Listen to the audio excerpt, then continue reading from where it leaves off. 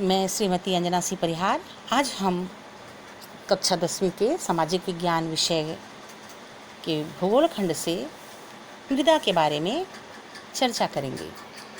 सामान्य अर्थों में पृथ्वी के धरातल की ऊपरी परत या मिट्टी जिस पर वनस्पति उगती है मृदा कहलाती है।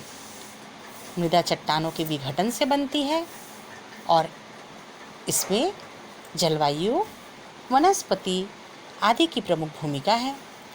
चट्टानें गर्मी, सर्दी और पानी से प्रभावित होकर टूटती फूटती या घिसती हैं, जिससे बारीक कण अलग हो जाते हैं। इनमें वनस्पति व जानवर के अवशेष मिल जाते हैं और लंबे समय के बाद ये मृदा में परिवर्तित हो जाते हैं। मृदा से वनस्पतियाँ पोषण प्राप्त करती हैं और अन्य जीव व जानवर वनस्पतियों से प्रत्यक्ष या अप्रत्यक्ष रूप से अपना भोजन प्राप्त करते हैं।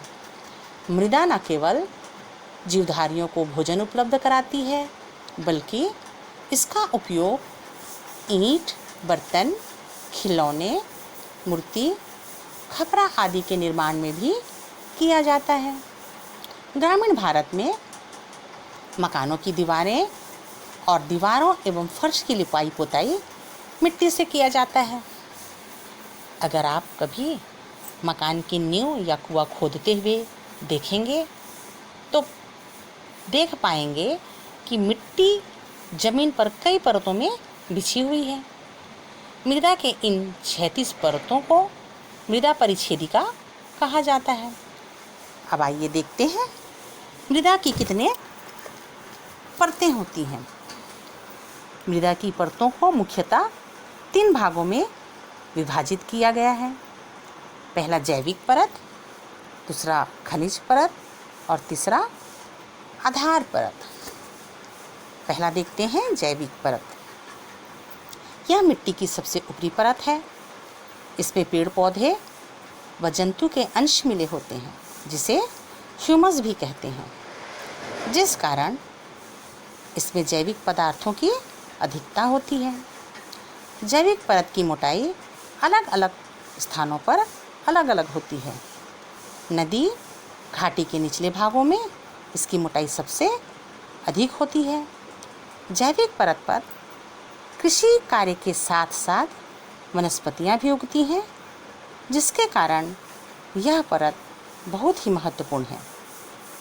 परंतु मृदा अपरदन का प्रभाव भी सबसे पहले इसी परत पर पड़ता है। कीटनाशक का प्रयोग या कचरों का निस्तारण सबसे ज़्यादा इसी परत को प्रभावित करते हैं। आइए देखते हैं दूसरा खनिज परत। यह बीज की परत होती है। यह खनिज परत होती है जिसमें जीवांश की मात्रा बहुत कम पाई जाती है। जैविक परत की तुलना में इसके कण मोटे होते हैं। इस परत तक उन पौधों की जड़ें पहुंचती हैं जिनकी जड़ें काफ़ी गहराई तक जाती हैं। उदाहरण स्वरूप टमाटर पौधे की जड़ जैविक परत तक ही सीमित रहती हैं, जबकि आम के पेड़ की जड़ खनिज परत तक जाती हैं। तीसरा देखते हैं आधारी परत। यह सबसे निचली परत है। यह चट्टान की होती है। चट्टानों के विघटन से इस परत का निर्माण होता है। अब हम देखेंगे भारत में मृदा का वितरण किस तरह से है। अपने देश में मुख्यतः 6 तरह की मृदाओं का फैलाव है। इसमें प्रमुख है पहला जलोढ़ मृदा, जो नदियों के मैदानों में बिछी हुई हैं। यह अत्यंत उर्वरक मृदा है और खेती के लिए सबसे उपयुक्त है। छत्तीसगढ़ की अधिकांश भूमि पर लाल और पीली मिट्टी पाई जाती है। यह दूसरे प्रकार की मृदा है। इन मृदाओं का लाल रंग रवेदार आग्नेय और रूपांतरित चट्टानों में लौह धातु के प्रसार के कारण होता है और इनका पीला रंग इनमें जल योजन के कारण होता है। तीसरा प्रकार का मृदा है काली मृदा। भारत के पश्चिमी प्रांतों में काली मृदा पाई जाती है जो कि कपास, गेहूँ आदि की खेती के लिए उपयुक्त है। काली मृदा बहुत महीन कणों से बनी होती है। इसकी नमी धारण करने की क्षमता बहुत होती है। चौथा, लैटराइट मिट्टी। भारत में अधिक वर्षा वाले प्रदेशों में लैटराइट मिट्टी पाई जाती है। लैटराइट मृदा उच्च तापमान और अत्यधिक वर्षा वाले क्षेत्रों में विकसित होती है।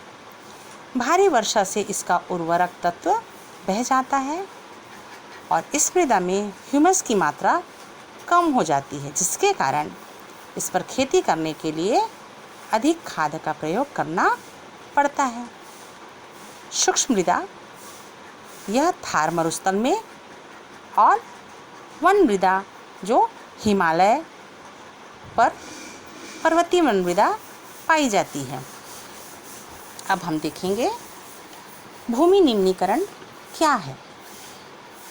जब किसी क्षेत्र की भूमि की क्षमता पहले से कम होने लगती है तो उससे भूमि का निम्नीकरण कहते हैं। उदाहरण के लिए, अगर बाढ़ के कारण किसी खेत पर रेत बिछ जाए और वह कृषि या चराई योग्य नहीं रहे तो हम उसे निम्नीकृत जमीन कहेंगे। उस जमीन पर पौधे व अन्य जीव जंतु व मनुष्य को पोषण अब पहले जैसे नहीं मिल पाएगा। मानव कार्यकलापों के कारण भी भूमि का निम्नीकरण हो रहा है। मानव विभिन्न प्रकार से भूमि के निम्नीकरण का कारण बनता है। ओपन कास्ट उत्खनन से भूमि की ऊपरी परत को हटाकर नीचे बड़े गड्ढे खोदकर खनिज निकाला जाता है। उसके बाद वहाँ की ज़मीन किसी उपयोग लायक नहीं रह जाती। यह भी भूमि निम्नीकरण का उदाहरण है। अब हम देखेंगे कि भूमि निम्नीकरण का प्रबंधन किस तरह से किया जाना चाहिए। भूमि एक स्थिर संसाधन है, किंतु जनसंख्या निरंतर बढ़ रही है। हमारी आवश्यकताएं भी बढ़ रही हैं, हमारी जीवन शैली भी बदल रही है। नगरों की ओर पलायन बढ़ रहा है और इन सब का असर भूमि पर स्पष्ट रूप से पड़ता दिख रहा है। लोग नगरों की ओर पलायन कर रहे हैं, जिस कारण नगरों का बेतरतीब विस्तार हो रहा है। कल तक जो खेत फसल लहराते थे, आज उनमें इमारतें निर्मित हो चुकी हैं। जिस भूमि में वनों का विस्तार था, उस पर कृषि, उत्खनन आदि हो रहा है। इसके लिए आवश्यक है कि हम भूमि का प्रबंध कर उचित तरीके से उपयोग करें। भूमि के प्रबंध के लिए निम्नलिखित तरीके अपनाए जा सकते हैं। पहला, नगर एवं गांव का नियोजित विकास। नगरों एवं गांवों का विस्तार बेतरतीब ढंग से कृषि भूमि का अतिक्रमण कर रहा है, जबकि नगरों के बीच में खाली जमीन उपलब्ध होती है। यदि नगरों एवं गांवों का नियोजित विकास हो तो इस समस्या का समाधान हो सकता है। दूसरा, बंजर भूमि का उपयोग। बंजर भूमि का उपयोग दो तरह से किया जा सकता है। पहला तो इस पर अकृषि कार्य किया जा सकता है, जैसे उद्योग, आवासीय उद्योग, और दूसरा, इसका विकास कर इसे चराई अथवा कृषि भूमि पर परिवर्तित किया जा सकता है। इससे एक तो कृषि भूमि का विस्तार होगा और दूसरा, बेकार भूमि का उपयोग हो जाएगा। तीसरा, प्रतिभूमि का उपयोग। प्रतिभूमि खास करके जो एक वर्ष तक अधिक समय के लिए छोड़ी जाती है, उसका उपयोग कृषि या बागवानी के लिए किया जा सकता है। इससे उत्पादकता में भी वृद्धि होगी। चौथा, वन संरक्षण एवं वन रोपण। वन एक ऐसा संसाधन है जिसका दीर्घकाल में नवीकरण किया जा सकता है, अतः इसका व्यवस्थित उपयोग किया जाना बेहतर होगा। वनों से पुरानी वृक्षों को उतनी ही मात्रा में काटा जाए जितना लगाना संभव हो सके। भारत में 23% भूभाग पर वन है। पर्यावरण संतुलन के लिए इसमें विस्तार किया जाना चाहिए, अतः वनों की सुरक्षा प्रदान करना चाहिए और जहाँ तक हो सके वायुमंडल को स्वच्छ और वातावरण को स्वच्छ रखने के लिए हमें पेड़ पौधे लगाना चाहिए। 5वां, मृदा क्षरण को रोकना। अपर्दन या कटाव, कचरा जमाव, रासायनिक उर्वरक एवं कीटनाशक के उपयोग इत्यादि के कारण मृदा का क्षरण हो रहा है, जिससे मृदा की उत्पादकता व कृषि भूमि में कमी होती है। मृदा क्षरण की रोकथाम कर इसकी उत्पादकता में वृद्धि की जा सकती है। 6वां, घर के आसपास की भूमि का उपयोग। गांव या मोहल्ले में घरों के आसपास काफ़ी खाली ज़मीन होती है। इस भूमि पर मौसमी फलदार पौधे लगाए जा सकते हैं। लोग घर में के आसपास की भूमि का भी उपयोग कर इस प्रकार के उत्पादक कार्यों के लिए कर सकते हैं।